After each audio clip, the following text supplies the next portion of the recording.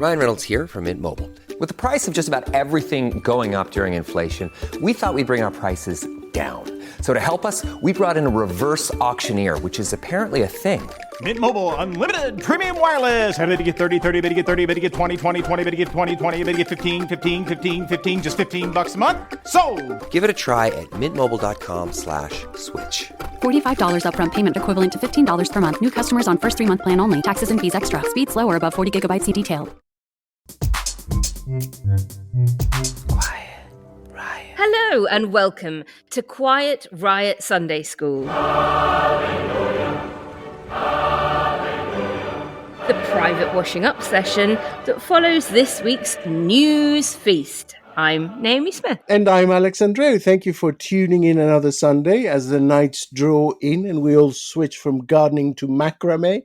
We promise to keep you company and provide warmth regardless of the weather. You can support our work by making a one-off donation or taking out a monthly subscription on ko-fi.com/Quiet Riot Pod. Link as ever in the show notes. Why don't we give you a moment to do that?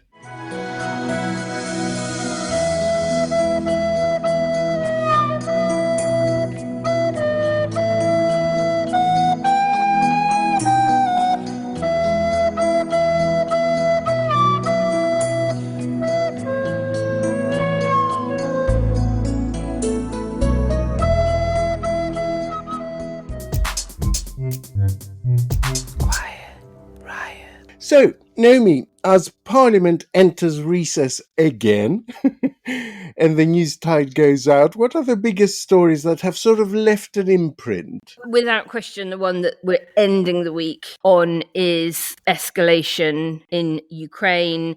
Putin's reaction saying this is akin to, NATO invasion. It's all hotting up. We've had a week of David Lammy and Antony Blinken spending quite a lot of time with each other. Starmer obviously going over to Washington to see Biden. Yeah. So this whole kind of, Putin saying, I'm going to threaten you all because you're escalating things and don't forget I've got nukes.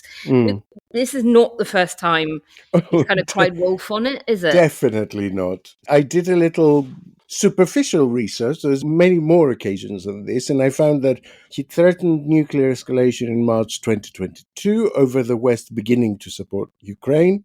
September 2022, he gave a speech. October 2022, he started signaling that Ukraine was about to use a dirty nuclear bomb within Russia. And a lot of people thought that was kind of preparing the ground. December 2022, over bases in Poland being used. Then April 2023, he did some actual tests in Belarus. Then in July 2023, Xi Jinping had to warn him to step back from threatening nuclear escalation. January 2024, over Crimea, because that was when he started losing sort of control of the sea around Crimea. Then in May 2024, he threatened to do actual tactical nuclear weapon tests. And this was over the F-16s being used. He has done this the whole time. And every time, I have to say, it kind of works as a manipulation of the West. Like every time he does this thing, the West pulls back a little bit. Yeah. But then do the thing anyway a couple of months later. Yeah. And, it's not a coincidence that we've seen, in my view, the Blinken-Lammy bilats and now Starmer over in the US.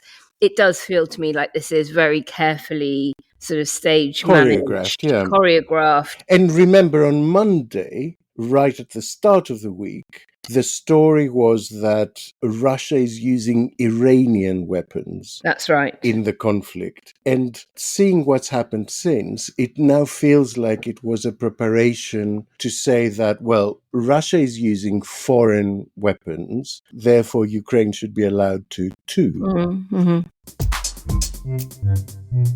Quiet Riot.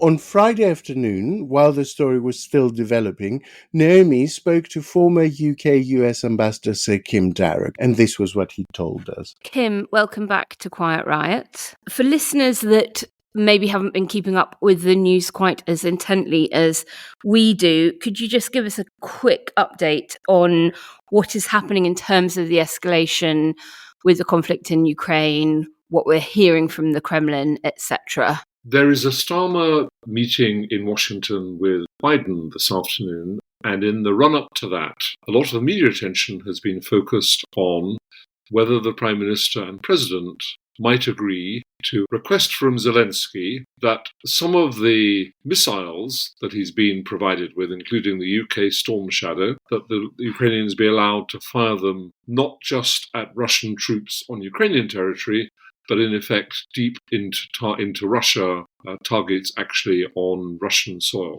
And the current situation is that neither the UK nor France nor the United States allow this, but the feeling is that, in particular with this big Russian order of Iranian missiles, that the sands are shifting and that maybe this is a moment when, given what the Russians are doing, maybe the West should up its game and should, if not supply Ukraine with more, allow them to use them more liberally than the rules have applied so far. We've seen Kremlin respond with, we see this as aggression, this is... Yeah. The Russians have said, in effect, they would regard this as NATO declaring war on Russia, and the consequences would follow. And bilaterally with the UK, in what I'm sure is a carefully timed signal, they have announced the expulsion of 6 British diplomats from the British Embassy in Moscow. Now, this has been in the pipeline for us for some time as Russian retaliation to our restrictions on the movements of Russian diplomats in the UK. They have chosen to announce their retaliation today, and that is, I am certain, a political signal of the first consequence should we take this decision. And is that why this is sort of being framed as quite a US-UK centred intervention into the escalation rather than a NATO-led one? We haven't really heard much from the rest of the NATO members. It is focused on the countries which have supplied missiles which have the range to go into Russia to Ukraine. And I think France is also in that category. And we have put national restrictions on how they can use these weapons. And so that's why it really focuses on us. I mean, other NATO countries will have a view, but the restrictions are, as I say, not NATO but national, which is why it comes down eventually to decisions by the respective governments. Now, we've seen Putin almost be the boy who cried wolf over saying, oh, if you do that, there will be escalation several times. Yeah. Earlier in the show, you'll have heard Alexandre talking through the various timelines that he's done that. Do you think this could be the time where he's not crying wolf and he genuinely will be sufficiently annoyed about this perceived Western escalation, even if it is in reaction to the Iranian weapons? Yeah. Or do you think this is yet again him sort of, willy waving without really doing anything about it? This is the $64,000 question, Naomi, and the short answer is I don't know. But you're absolutely right that in the past, when we've first supplied tanks to Ukraine, when we first supplied Storm Shadow to Ukraine, there were similar Russian warnings about the consequences of this and descriptions of it as a NATO escalation. And those all turned out to be bluff by Putin. The only way I can put it is he's bluffing until he isn't. And you have to be a really skilled Kremlin reader or Putin reader. I'm not sure anyone really knows the answer as to what really is the line where he says, okay, that is now escalation I cannot accept without a tough response. Which is why a lot of policymakers in the 3 countries concerned are very cautious about this. And I think there have been discussions within governments going on for weeks and weeks, if not longer, on this. And I think my feeling at the moment is that the UK and the US at least are edging towards giving agreement to the Ukrainians to use these weapons if they want to fire them into Russia. I don't know where France is, but equally I don't think a final decision has been taken in any of these capitals on it. And I think the Starmer-Biden talks today are going to shed some light on where we in the Americans stand. While we're with America and while I've got you then, Kim, final question. In the Harris-Trump debate earlier this week, we heard Trump say that he would end the war in Ukraine while being president-elect. Yes. if he were to win in November. So when he's not even taken office again, what do you think he may have meant by that, if ever he really means anything? Yeah, I think it is. It's a ludicrous thing to say. He has given shed a little light on it when questioned on it in interviews. And what he says is that he would tell Zelensky that US weapon supplies are going to stop the day he comes into office. And he's going to tell Putin it's time for you to deal with Zelensky. Now, first of all, he's giving away his leverage on Putin if you announce preemptively you're going to stop weapons supplies to Ukraine. So I think that's a negotiating mistake. Second, Putin is not going to do a deal with Zelensky, especially when he's under no pressure at all, that doesn't involve him at least holding all the land that he's got in eastern Ukraine and Crimea. There is no chance, no conceivable chance, not even even Trump supporters think Putin's going to say, okay, I'll give it all back and just retire gracefully. So what Trump is actually proposing is a deal under which basically Ukraine lets Russia hold what it has won in this war, and basically take over a large chunk of eastern Ukraine. And that looks to me, and I think most people in government in the West, like potentially a huge defeat for the West, because it's a victory for Putin. He has invaded and he's been allowed to keep the land his troops have taken. And how can that be a thing that we in the West can just say, that's fine, at least we've ended the war? It's ending the war by effectively forcing Ukraine to surrender. And I don't believe for a minute Putin would stop there. Even if we were to countenance a situation where we could convince Ukraine to let them keep the Donbass and Crimea and whatever else. I completely agree with that very briefly. I mean, where would he go next? Moldova, the Baltic states, which are very vulnerable and very small, especially when you have, if Trump gets elected, because Trump has already said he would not defend any NATO countries that weren't spending 2% of GDP, and there's 8 of them or so, maybe 10, that aren't at that figure yet. So I think it would be very, very dangerous. Kim, thank you so much for joining us. Do come back on again very soon. Thank you. There's also been stories, and those are obviously not confirmed, but they have persisted, and they've come from good news sources, that there is a lot of behind-the-scenes chatter between Putin and Trump, where Trump is saying, hold on, don't do a deal, because I might be in charge very soon. And it was interesting that in the debate, I mean, it was such a bin fire that this went relatively unnoticed. But in the debate, Trump confirmed that he'd had a meeting with Putin since leaving power, that he'd been in contact with Putin personally since leaving power, which I don't think was out there in the public domain before this. Do you think it had anything to do with him being shot? Honestly, I don't know. It could be in any context. And also it was quite odd that he was promising to resolve the Ukraine situation as president-elect. Yeah.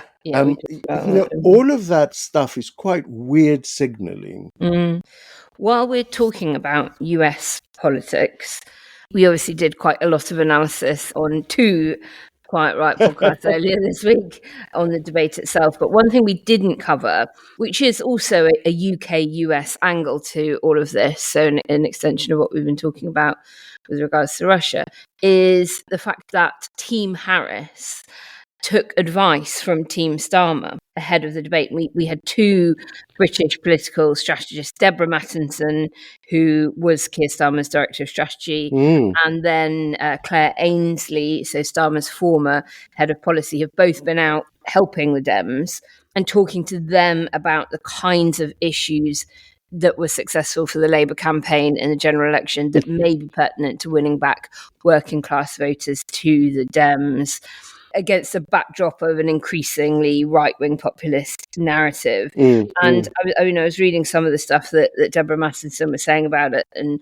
what they'd heard in focus groups there versus focus groups here. And, she said it was eerily similar. Right. Very, very, very striking that they had the same anecdotes coming up, the same struggle, the same sorts of battles with the cost of living on both sides of the Atlantic. Well, I don't know the extent to which it informed the debate, but I did watch a speech of Kamala Harris, a rally in Pennsylvania 2 nights ago, and I was quite struck by a series of points that she hit, they really did seem like the Americanized version of some of Starmer's campaign stock in trade. And that just stops with all the trying to divide us. Like, people are exhausted with that stuff. Exhausted. We need to build more housing in America. And so we are going to cut red tape and work with the private sector to build 3 million new homes by the end of my first term. As a young courtroom prosecutor in Oakland, I stood up for women and children against predators who abuse them. Our nation needs to recognize the value of other paths, additional paths, such as apprenticeships and technical programs. Although there is much more enthusiasm for Harris, I think, than there was for Starmer, from his side, as it were. It's quite a significant difference.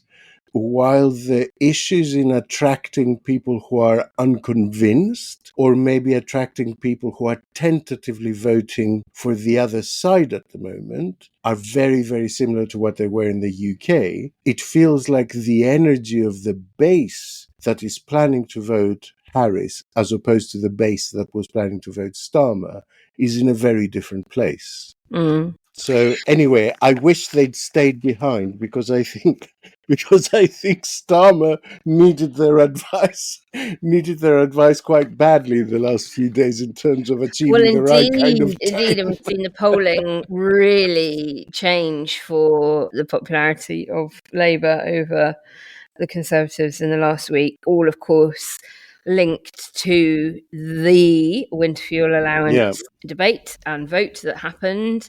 Full disclosure, I am very supportive of taking Winter Fuel Allowance away from wealthy pensioners. People have been asking me about it all week and asking me, is this their tuition fees moment that the Lib Dems suffered and were never able to come back from in the early days of coalition government? And I don't think so at all, for one key reason, which is that what Liberal Democrats did with that policy U-turn was to hurt their own voters. Their core vote was students, young people, and university lecturers. Yeah. And to an extent, teachers. Well-off older people are not voting Labour. Yeah. So I don't think it can. That said, we have seen the polls shift markedly, and people have a view on it, even if it's not their benefits. Exactly. I think their parents, it's their grandparents, whatever. Yeah, I think that's where Labour failed to roll the pitch properly. This could have been an issue that was limited to a very specific demographic, but it has been seen as an issue of unfairness and untrustworthiness, partly because of really, a right-wing press corps working overtime to present it in that way. But we knew that. This is not a surprise. Labour should have factored that in and got their ducks in a row in terms of what their response is. And I think had they been a bit more upfront and said, look, someone's going to have to lose something, and we look at how public workers' salaries have been frozen for more than a decade, we look at what's happened to incapacity benefits, and we look at what's happened to pensions, and pensioners have been relatively sheltered from the last 14 years of austerity. And they have the triple lock, and Labour were quite late to come out with that defence that their income's going to go up, that they are going to be protected. Joseph Rowntree Foundation had some excellent work out this week. And of course, it is younger people who are suffering. When they asked a series of deprivation-related questions, like how often have you had to go without something very, very necessary, so non-luxury items? How many times have you had to sort of forego a meal, or replacing a pair of shoes that have got a hole in them, etc., etc.? The 60-plus bracket, almost never. The under 30s, often. Labour could have done far more with saying there are poor people in every age group in the country, and a lot of them get little to no support whatsoever. means testing is there to protect the most vulnerable pensioners who will still get that support. So I think, it wasn't handled brilliantly. I can understand why they'd want to get that kind of stuff out the way early in the Parliament, and hopefully people will forget about it. And also, it doesn't help that there are critics of Starmer on the left that will always pipe up in the most damaging way imaginable. And they lend credence because they provide a sort of faux balance. They give the impression that he's being and they've found criticised quite by a lot of everyone. common cause with the right over this. Now, to be clear, in the world's fifth biggest economy, it should never be generation set against generation. It should never be a ranking of which poor are more or less deserving. A series of awful choices have been made for many, many years to bring us here. All we're saying is that it is a fact that because of their importance as a demographic to the Conservatives, older people have had a slightly easier journey through austerity, and that presentationally there was a better way to say, look, the triple lock is ensuring your income keeps increasing. We know this will cause some hardship. We will do all we can to mitigate it, but we all also need doctors, especially older people. And so we've had to prioritize resolving that dispute ahead of what will be a tough winter. I mean, that's all. It's not rocket science. As I understand it, Labour is still going ahead with the windfall tax on energy companies. But what has been absent from this debate over the last couple of weeks, and I've not really seen much of the media picking up on it, is talking about why the hell are our energy prices still so high? That is the real issue. No government should be needing to support on a universal basis entire swathes of the population with something as fundamental as this. So, I mean, Alex, you and I have talked a bit about this. There are a plethora of reasons why in the UK in particular, our gas and electricity prices remain stubbornly high. And there's no escaping the fact that Brexit is a part of that, right? Of course it is. In several ways, actually. In divorcing us from the much more powerful negotiating body that is the EU and adding actually costs and friction to the inter-trading of energy. And we've lost access to the internal markets, right? Of course, so of course. Less efficient trading arrangements, higher carbon pricing, all of that. I think there was a report out last year showing that UK consumers paid about 1.1 billion more in 2022 on energy after losing access to the EU. But probably the most significant way in which Brexit is involved is that it tanked the pound. The pound lost between a fifth and a quarter of its value post-Brexit. And when a commodity like that is traded in dollars, it's always traded in dollars. So even though the price per barrel of oil has actually gone down overall, we're paying more of it in relative terms because pound sterling has lost value against the dollar. So there's a kind of currency inflation that is battering us. And, no one talks about that. Terrible efficiency to our properties as well, one of the worst in Europe. Labour could have done, for instance, something around that, right?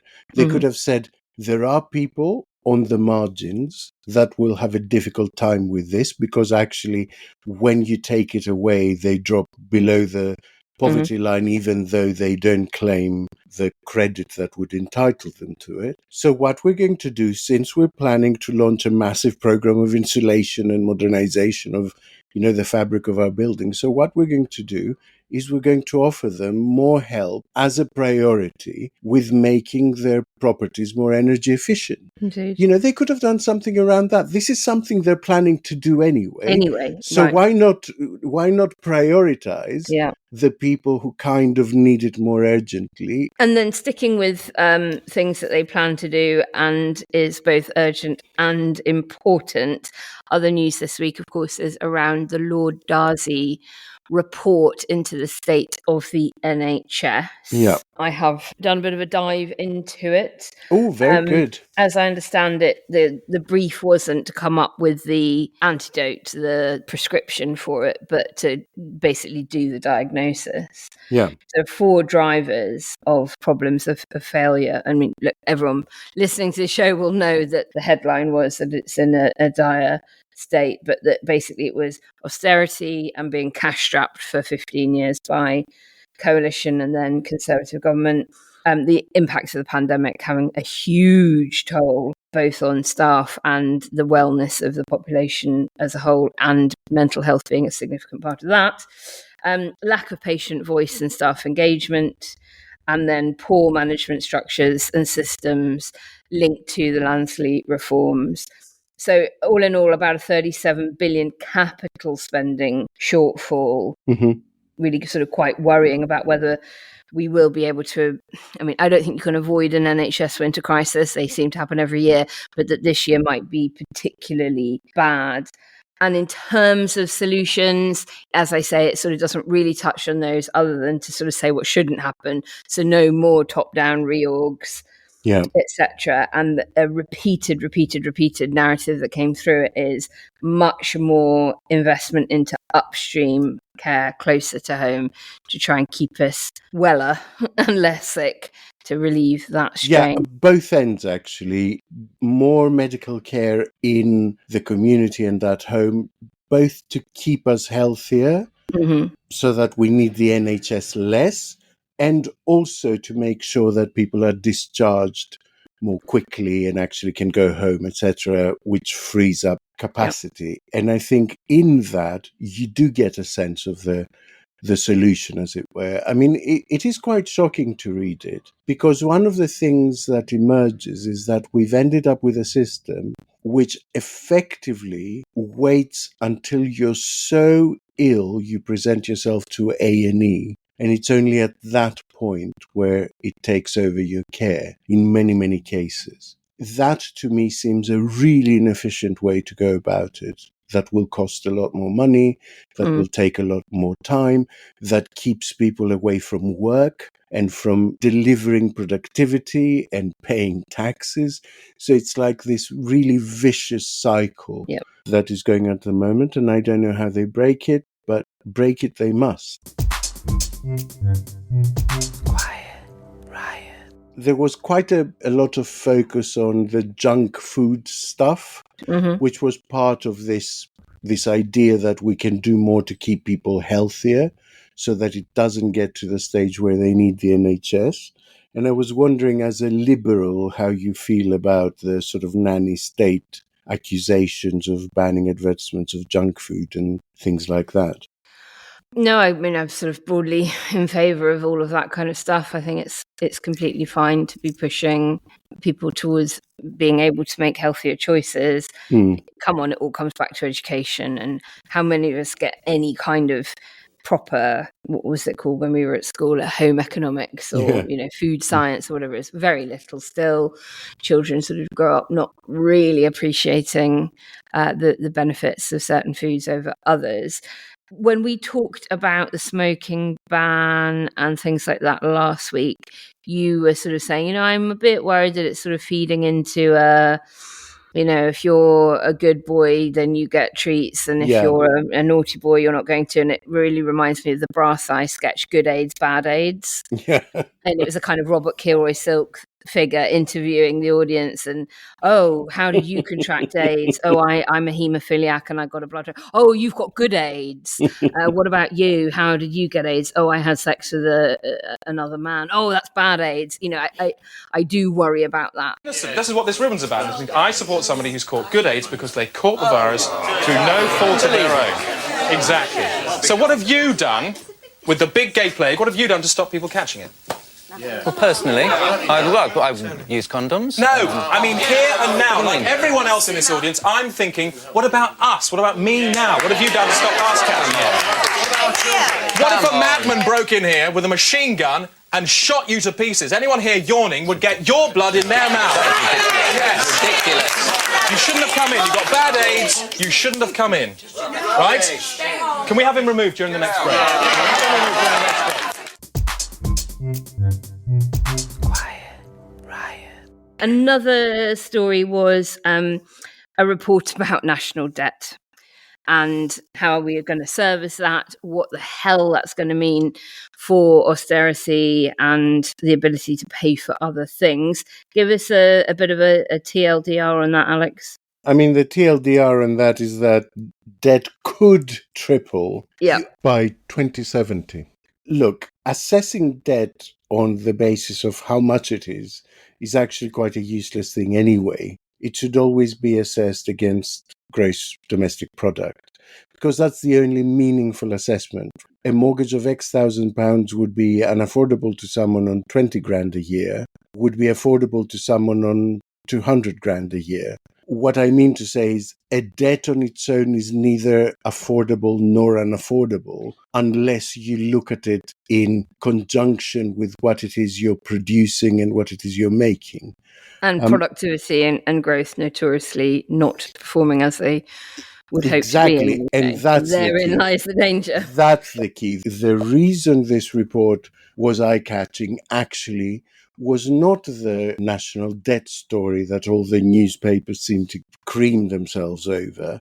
It is actually the fact that on the current trajectory, our productivity is not set to rise, but actually decrease, and that our gross domestic product is basically set for very flat growth. So it's those two things that are lethal to the rising national debt and our ability to service it. And I have to say, they're not unrelated with current efforts to make migration zero. And this is a conversation that at some point as a nation we're going to have to have. The country with the highest immigration in the world is actually America, and it also happens to be the richest country in the world. And those two things are related. Yep. There is something very particular to the energy that migrants bring to a country. If you are looking for people with what you call get up and go, you can't do any better than people who actually got up Alex, and went. I've always thought if I really had wanted to be a millionaire, I'd have moved country. Necessity is the mother of all invention. And when you find yourself in another country without the social capital and the infrastructure around you of having, grown up there and understanding the institutions and the people and having a network and whatever else, it does spur you on. But also it's quite a frightening thing to do. And it's a thing you make a huge psychological investment in, which then absolutely demands that you make it a success. I cannot explain to you just the pure dread that would come over me the first decade I came here, during moments when I considered maybe I can't make this, maybe I should just go back. The shame that would come with that, once you have made that move, you absolutely have to make it a success. The stakes are immensely high. And the other thing, of course, that's never taken into account is that there is a big chunk of immigrants who retire back to their country of birth. Mm-hmm. And so not only do they come here fully trained and educated, not only do they come here with an extra incentive to make a success of themselves, but a lot of the time, becoming job creators, expanding opportunities for British people. And often they then unburden the state from their old age, and go back to their birth country. So they're a win-win. And we need to have this conversation. Like, we can't, if the decision is, having had an informed, intelligent conversation, if the decision is that we need to become either a poorer nation or we need to work until we're 75, or that we need to create a system where people can have many, many more babies, or that it is that we need to enter an age of automation and AI where we increase our productivity with a smaller workforce. All of those things, I think, are acceptable options for a nation, provided they are informed decisions. But we can't sit here and say, I want to retire at 60, I want a big pension that's triple locked and a winter fuel allowance. Indeed. I want no immigrants. Yep. I want women to work instead of large families. And I want all of that with zero immigration. It's not a mathematical equation that works. The way you solve immigration is to tank your economy. I remember vividly when the Battersea Power Station development was being constructed and the pound fell quite dramatically. And I can't remember why, but there was some some shock. And loads of Polish builders just walked off site and went home because all of a sudden it didn't make sense for them to be earning in sterling. And then sterling rebounded and some of them came back, some of them didn't, and they were replaced by workers from elsewhere. But it is exactly the right point. Everything is a trade-off. And even if we were to say, all right, it is now Gilead and women are going to have to stay at home and all have, 5 babies each by the time they're 25, then those children are going to take another 20 years to grow up and enter the workforce. So it is not a short-term fix, even if you wanted to be that horrifically authoritarian about our futures. So, yeah, you're right. And I wish we had more brave political leaders making the positive case for immigration and the amazing contribution financially, socially, etc. that migrants make to the UK. Quiet Riot. And that is it for this week's Quiet Riot Sunday School. Remember, you can follow us on social media, including Blue Sky at Quiet Riot Pod, or email us on quietriotpod@gmail.com. And honestly, it does make a huge difference in helping us out if you click subscribe or follow on your favourite podcast platform, giving us a rating and leaving us a little review. Don't make me bring out the waiting music again. I'm going to trust you to do it after we've gone. So thank you for listening and enjoy the rest of your weekend. See you soon. Quiet Riot is an audio production by Cooler Heads with Naomi Smith, Alex Andreu and Kenny Campbell. Music by Mariana Sangita, artwork by Simona Canelu. Quiet Riot is a co-production with Soundstone Global. Quiet Riot. This was a beautiful community, and now it's horrible what's happened. Residents are reporting that the migrants are walking off with the town's geese. They're taking the geese. You know where the geese are? In the park, in the lake.